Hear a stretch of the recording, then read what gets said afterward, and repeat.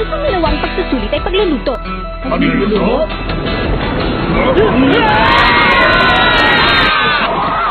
Sa edad na 21, dahil sa pagiging henyo, si Mench, ang pinakabata at naging pinakamagaling na gourmet hunter. Masyado siyang sumpungin at malupit. Dahil sa katakawan niya, ang lahat ng pagkain sa buong mundo ay natikman na niya. Pero hindi pa rin niya nalilimutan ang lasa ng mga ito. Ang masasabi ko lang sa inyo ay mag-ingat kayo sa lahat ng inyong gagawin. Ang susunod na pagsusulit, ang o-order ko sa inyo ay sushi! Ulitin na yan! Kapareho rin mo siya! Ulitin! Ulitin! Ulitin! Kapareho rin mo muna ha!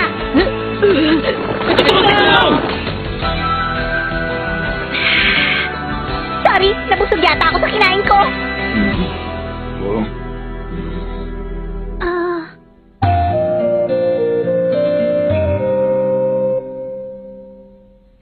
Pwede yun na.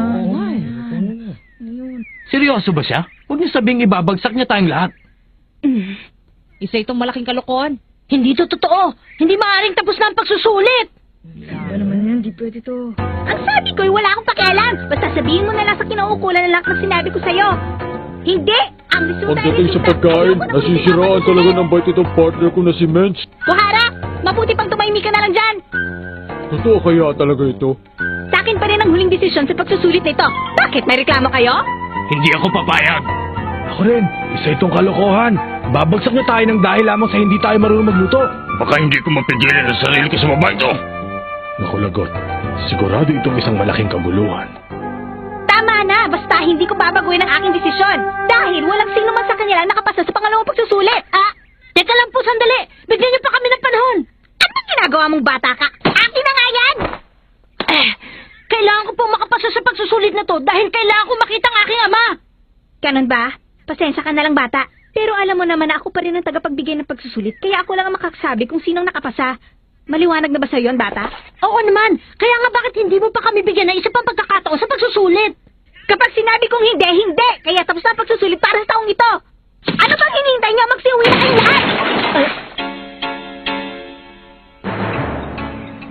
Hindi ako makakapayag dyan.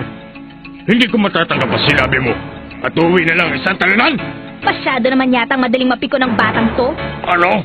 Alam mo, ang mabuti pa, subukan mo na lang ulit sa isang taon. Tumigil ka dyan! Ang gusto kong mangyari sa akin ay maging tunay na hunter at hindi isang tagapagluto. Ang pangarap ko ay maging isang blacklist hunter. Gusto kong malaman mo na hindi ko matatanggap ang desisyon ng isang hamak na gourmet hunter na katulad mo. Hamak na gourmet hunter na tulad ko? Oo, tama ka. Paano ka naging hunter? Ang alam mo lang ay kumain at humiga. Sabihin mo nga! Hindi ba't ang taong yun ay... Ang number 255, siya ang wrestler na si Todo. Hindi ko matatanggap sa aking sarili na isang hunter o tagapagbigay ng pagsusulit. Kahit ang iba pa mga tao dito ay siguradong hindi rin maniniwala sa'yo. Huh? Malis ka dyan, Buhara. Pabayaan mo ako magpatahimik sa kanya. Ako na lang. Nang sa gayon ay kaunting buto lamang madudurog sa bubuit na yan. Kasi pag ikaw, baka lutuin mo pa yan eh. Lutuin? Talaga? Pwede mo bang ipakita sa amin yung sinasabi niyang pagluluto? Hay nako, ito na nga bang sinasabi ko kaya ayaw ko sa mga baguhan. Pagbibigyan kita. Number 255, ipapakita ko sa'yo kung anong magagawa ng isang gourmet hunter. Siguradong maintindihan mo ako. Panoorin niyo ang mabuti ang gagawin ko dahil ito na ang handog ko para sa inyong pagpapaalam. Maghihintay lamang kayo sa loob ng isang oras. Isang oras?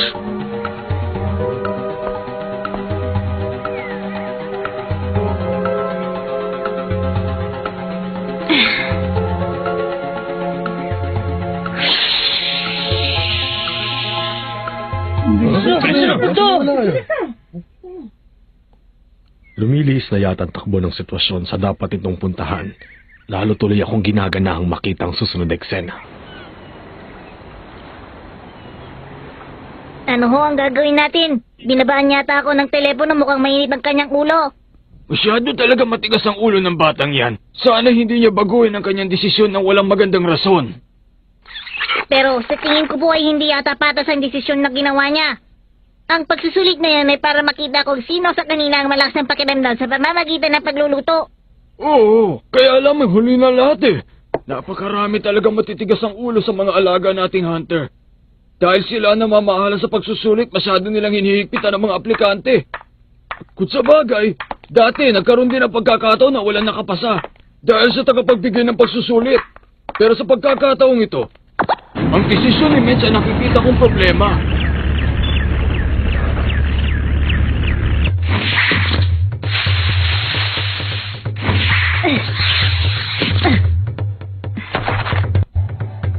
Sariwang-sariwa pa ito.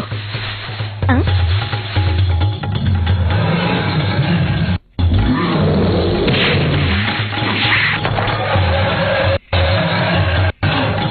Ayos na!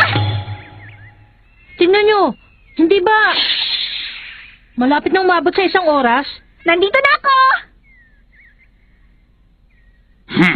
Piniikot mo lang kami sa sinasabi mo. Tingnan mo nga ang sarili mo. Wala ka naman dala. Saan ka ba nakatingin mataba ka? Ito ang sinasabi ko sa inyo. Teka, ano yan? Lumot yan ah, pero hindi siya basta pangkaraniwan. Aba bata, ang galing mo naman. Alam mo kung ano to? Ano ka mo, lumot? Yan ay... Hindi ito isang ordinaryong lumot. Kapag tinadtad ito at ibinudbod sa mainit na kanin, sigurado kong magugustuhan yung lahat ng lasa. Ngayon, sino sa inyong mauunang tumikim? Ikaw? Iniinsulto mo ba ako? Bakit mo ko pakainin ng lumot? Ano ba akala mo sa akin? Ako na lang para walang away. Ngayon natin malalaman. Huwag, Gon! Baka magrevolusyon ang tiyan mo! Alam ni Gon kung kaya na kay ng sikmura ang pagkain o hindi. Ano, pangit ba ang lasa? Huwag ka mayap. Pwede mo pang iluwa. Kung ganun, masarap. Hindi rin. Sabihin mo na kasi! Masarap ba yung kinakain mo? Hindi, sumagot ka! Wala pa kasi ako nalalasahan na tulad nito eh. Kaya ang masasabi ko na nga, kakaiba ang kanyang lasa. Hindi na ako nagtataka kung nalilito siya sa lasa. Dahil yan ay nakuha ko sa sungay ng isang malaking oso na matatagpuan lamang sa kabundukan ng Laro sa Latya ng Numere. Kakaunti na lamang sa lahi nilang natitira.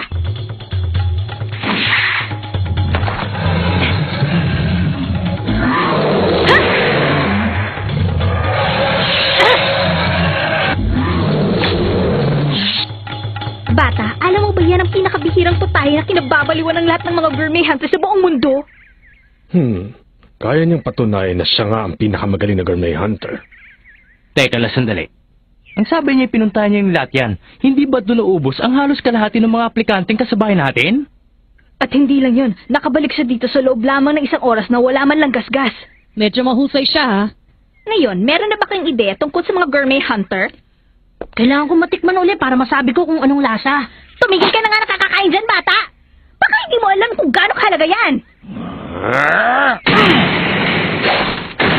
Wala akong pakailan kung kano kahalaga yan. Pagdating sa pagkain, ang inisip ko lang ay malagyan ng aking sikmura. Ang mga gourmet hunter na tulad mo masyadong maarte sa panlasa ay nag-aaksaya lamang ng panahon at ginagamit ang pagiging hunter. Wala pala talagang kasing kitid ang isipan mo. Ano sabi mo? Kahit na sino sabi na hindi makapapahid, ay babagsak mo ng ganun-ganun lang! Manda kang babae ka. Matapos ito ay kakalad ka rin kita papunta sa mga tagapamahala at sasabihin ko sa kanilang wala kayong karapatan dito.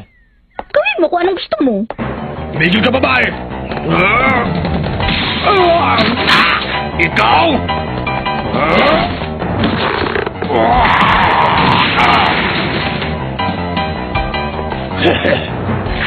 Tinatago ko palang lakas.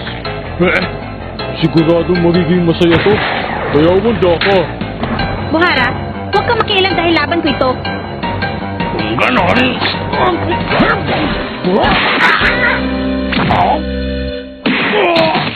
Ipagpipilitan mong sarili mo para maging isang blacklist hunter? Huwag mo nga akong patawanin. Pwede ba itigil mo ng kalokohan mo? Ang pinaka-importante sa lahat ay meron kang kakayahan sa pakikipaglaban. Panindigan mo ang pagiging hunter at masasanay ka rin dito. Miss Mench, itigil mo na yan.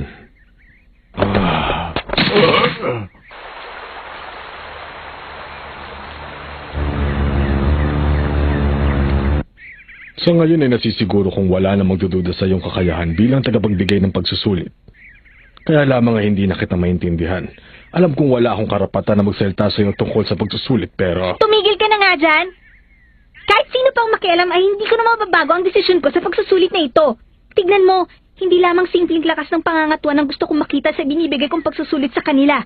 Ang gusto kong malaman ay kung meron silang sapat na lakas na loob para humarap sa kahit na anong kalaban. Pero Miss Mensch, masyado ko naman yata mahigpit kung wala kayo papasa sa kanila ni isa. Ha? Ayun, yun. Tingnan mo nga naman. Iyan ay Ang simbolo ng Hunter Association, oh. ang tagapagbigay ng hatol. Ha?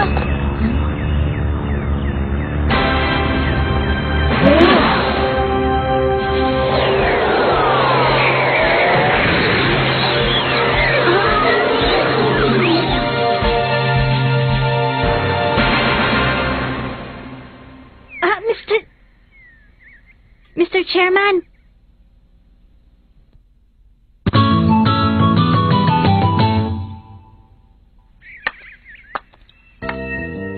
Siguradong pagtutol ang dahilan ng pagpunta niya dito.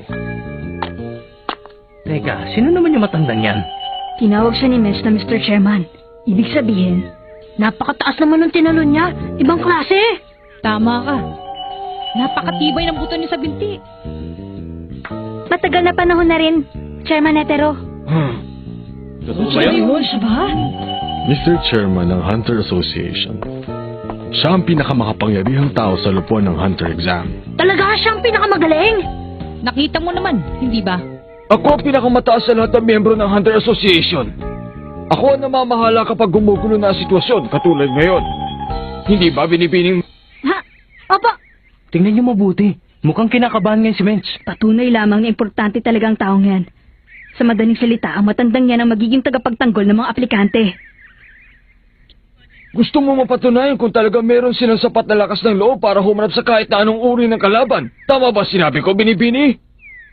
Tama po yun. Ang pagtutol ko ay hanggang doon na lang. Dahil sa ganong layunin palagay ko ay nabibigyan ko sila ng mas mahirap at mas nararapat na uri ng pagsusulit. Yun ang iyong palagay. Ang mga aplikanting ito ay pinag-aralan mo lamang doon sa bagay na yun. Pagkatapos umabot ka na kagad sa konklusyon. Sa madaling salita, ang konklusyon mo ay wala sa kanila nararapat. Hindi. Dahil ang iba po sa kanila ay masyadong minamalit ang mga gourmet hunter. Hindi ako nakapagpigil.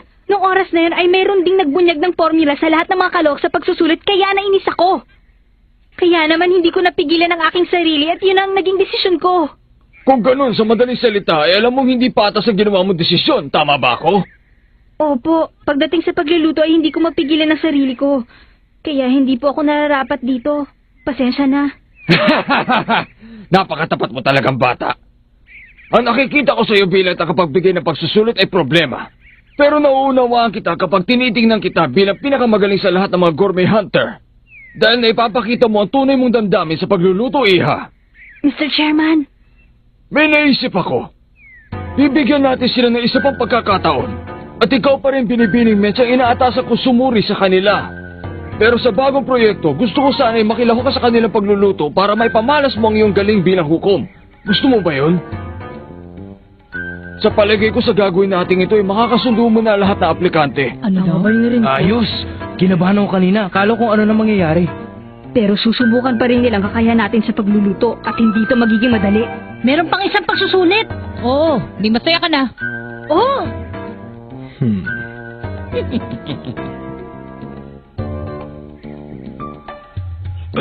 Mabuti na lang dumating ang matanda. Ngayon, anong ibibigay mo pagsusulit? Ano nga kayang maganda? Alam ko na! Ang susunod ay nilagang itlog! Ayos yan! Ang susunod daw eh. Nilagang ito? Mr. Chairman, maaari niyo po ba kaming dalhin sa bundok na yon? Yun lang ba? Aba, hindi yun magiging problema. Kailangan kong gawin ang lahat para makapasa sa pagsusulit na ibibigay niya.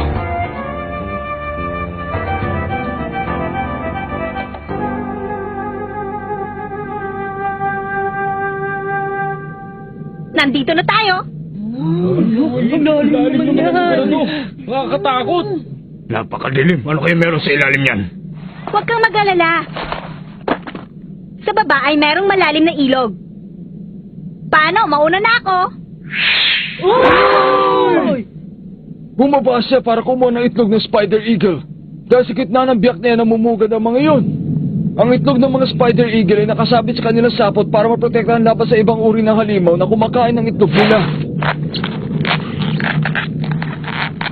Isang itlog lamang ang kukunin niya at babalik na rin siya kagad dito. Ganitong uri ng itlog ang ilalaga natin. Dapat ay maging maingat kayong lahat. Dahil ang ilig sa ilalim niyan ay masyadong malakas ang agos, dadalhin kayo niyan sa dagat na walang hintuan. Napakayabang talaga ng babaeng to. Sino ba naman ang may matinong pag-iisip na tatalo dyan? Ay, mabuti naman. Ganito talaga hinihintay ko. Mas madali ito kaysa tumakbo ng mahaba at magluto ng katutubong pagkain. Sang-ayon ako. Paano, mauna na ako? Ha! Ano pang hinihintay nyo? Ayun na! Eh kayong lahat, susuko na ba kayo? Kailangan din ng tapang para umayaw. Huwag kayong mag-alala, may susunod pa sa isang taon. Hindi ako susuko.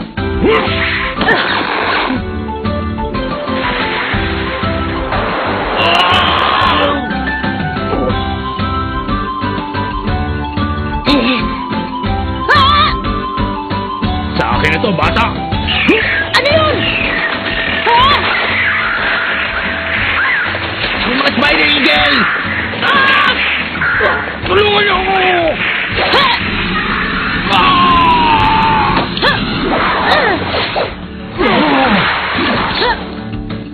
Gon, ayos ka lang ba? Oh! Walang problema!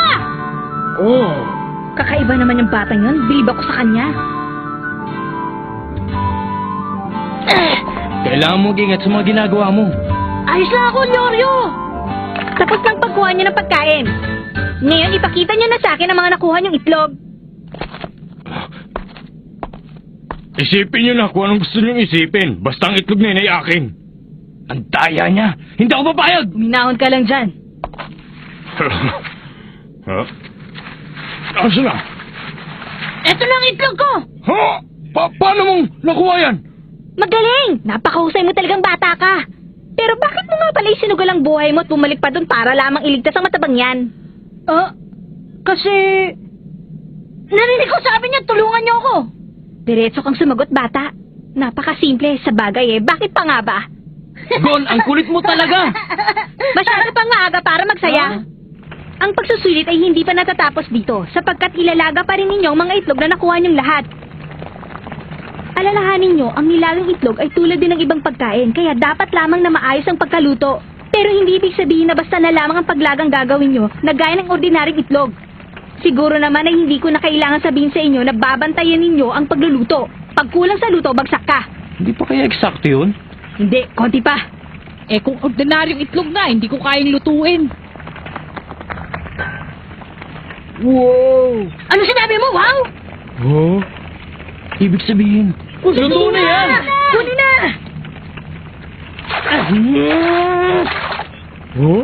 Ay nako, paano naman hindi nila malalaman? Ito ang ordinaryong itlog at ito ang itlog ng spider eagle. Tikman nyo. At sabihin nyo kung anong pinagkaiba. Ang sarap! Oo, hindi siya maaari kumpara ko sa ordinaryong itlog lang. Ang klase nga talaga ang itlog na ito. Masyadong masustansya. Parang ice cream na tutunaw sa aking bibig. Habang kinakain ay parang nakukuha natin ang lakas ng mga spider eagle. Oo, hindi pa ako nakatikim ng ganitong nilagang itlog. Kahit itaya mo ang sarili mong buhay, ay ayos lang para sa itlog na to.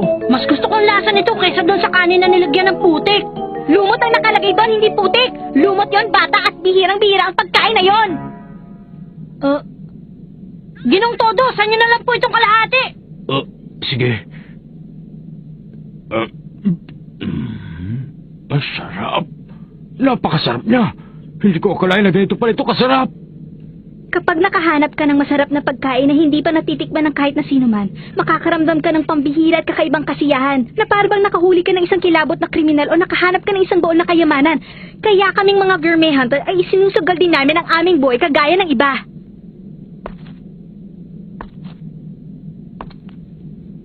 Babalik ako sa isang taon. Ang galing mo naman! Nakakalimutan mo yata na ako ay isang henyong gourmet hunter. Kaya kailangan kong patunayan sa inyong lahat yon. Hindi ba, Chairman Netero? 42 tao ang nakapasa. Binabati ko kayo. Ang menu ni Menchi ay hanggang dito na lang. Yay!